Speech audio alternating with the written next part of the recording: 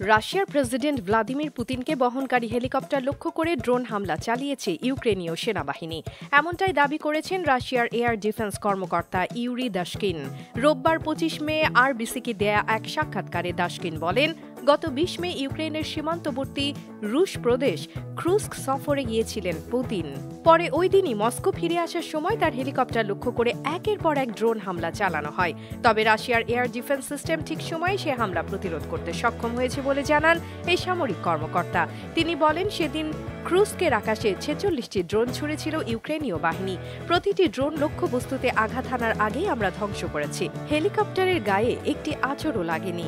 তিনি আরও বলেন, এটি ছিল পুরোপুরি অপ্রত্যাশিত একটি হামলা এবং এর মূল লক্ষ্য বা কেন্দ্র ছিল প্রেসিডেন্টকে বহনকারী হেলিকপ্টার। গত ২০ মে থেকে ২২ মে পর্যন্ত রাজধানী মস্কো সহ বিভিন্ন শহরের সামরিক ও বেসামরিক স্থাপনাকে লক্ষ্য করে মোট ১,১৭০টি ড্রোন নিক্ষেপ করেছে ইউক্রেনীয় বাহিনী। তবে লক্ষ্যবস্তুতে আঘাত হানার আগেই ধ্বংস করা হয়েছে প্রতিটি ড্রোন। এই ড্রোন হামলার পর পাল্টা জবাব দিয়েছে রুশ বাহিনী। শনি ও রোববার ইউক্রেন জুড়ে ব্যাপক ড্রোন হামলা চালিয়েছে তারা। এতে রাজধানী কিয়েভ সহ বিভিন্ন শহরে মোট ১২ জন নিহতের খবর পাওয়া গেছে। মুক্তি টিভি নিউজ ডেস্ক। আপনারা দেখছেন আমেরিকা থেকে সম্প্রচারিত মুক্তি টিভি।